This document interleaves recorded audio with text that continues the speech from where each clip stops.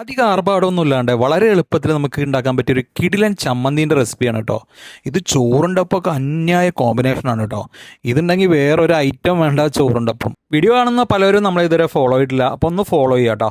അപ്പോൾ ആദ്യം തന്നെ കുറച്ച് ചട്ടിയിലോട്ടെ കുറച്ച് ഉണക്കമുളക് ഇട്ട് കൊടുക്കാം. എന്നിട്ട് അത് നല്ലപോലെ ഒന്ന് ഇളക്കിയെടുക്കണം കേട്ടോ. എന്നിട്ട് ഇളക്കിയെടുത്തതിന് ശേഷം നമുക്ക് മാറ്റാം. മുളക് അധികം നേരം ഇട്ടാൽ കരിഞ്ഞു പോകാൻ സാധ്യതയുണ്ട്, അതുകൊണ്ട് തന്നെ നമുക്കിത് മാറ്റിയെടുക്കാം കേട്ടോ. അടുത്തായിട്ട് നമ്മൾ അതിലോട്ട് ചേർക്കുന്നത് ചെറിയുള്ളിയാണ് കേട്ടോ. ഏകദേശം ഒരു 2 പിടി ചെറിയുള്ളി നമുക്ക് ചേർത്ത് കൊടുക്കാം കേട്ടോ. അതിനുശേഷം അതിലോട്ട് കുറച്ച് പുളി ഇട്ട് കൊടുക്കാം കേട്ടോ. അതായത് വാളംപുളിയാണ് നമ്മൾ ഇട്ട് കൊടുക്കുന്നത്. എന്നിട്ട് അത് നല്ലപോലെ ഒന്ന് ഇളക്കി കൊടുക്കാം കേട്ടോ. എന്നിട്ട് എല്ലാം കൂടി നല്ലപോലെ ഇതേപോലെ വഴണ്ട് വരണം കേട്ടോ. അപ്പോൾ അടുത്ത് നമുക്കിത് എല്ലാം കൂടി മിക്സിയിലൊന്ന് ഇട്ട് കൊടുക്കാം. അപ്പോൾ അതിന് നമ്മൾ മുളകിട്ട് ഒരു വട്ടം അടിച്ചെടുക്കണം.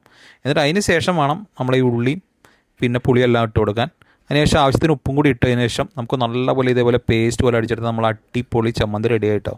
ഇത് ചോറിൻ്റെ ഒപ്പമോ കഞ്ഞിയുടെ ഒപ്പമൊക്കെ വേറെ ലെവലാണ് കേട്ടോ. അപ്പോൾ നിങ്ങൾ എന്തായാലും ഈ സാധനം ഒന്ന് ട്രൈ ചെയ്ത് നോക്കുക. പിന്നെ ഇതേപോലത്തെ അടിപൊളി വീഡിയോസിനായിട്ട് നമ്മളെ ഒന്ന് ഫോളോ ചെയ്യുക കേട്ടോ.